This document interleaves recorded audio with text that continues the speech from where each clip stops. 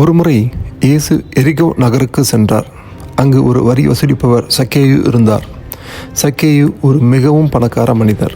ஆனால் அவர் மிகவும் குட்டியாக இருந்ததால் இயேசுவை பார்க்க முடியவில்லை. இயேசு அந்த எரிகோ நகரத்திற்கு வந்தபோது அவர் சக்கேயுவை பார்த்தார். சக்கேயு ஒரு மரத்தில் ஏறி இயேசுவை பார்த்து கொண்டிருந்தார். இயேசு சக்கேயுவை பார்த்து, "சக்கேயு, இறங்கு, இன்று உன் வீட்டில் தங்குகிறேன்" என்றார். சக்கேயு மரத்திலிருந்து இறங்கி இயேசுவிடம் சென்றார். அவர் மிகவும் மகிழ்ச்சியாக இருந்தார். சக்கேயு இயேசுவை தன் வீட்டிற்கு விருந்துக்கு அழைத்தார். அவர்கள் சேர்ந்து விருந்தினர்களுடன் பேசி உணவு அருந்தினர்.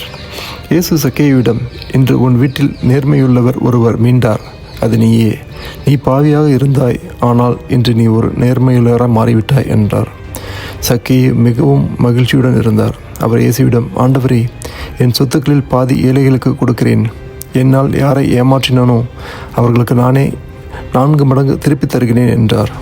இயேசு சக்கேயுவை ஆசீர்வதித்து, "இன்று உன் வீட்டில் ரட்சிப்பு வந்தது" என்றார். இந்த உவமை நமக்கு என்ன கற்றுக் கொடுக்கிறது? இயேசு பாவிகளை மன்னித்து அவர்களுக்கு ரட்சிப்பை அளிக்கிறார்.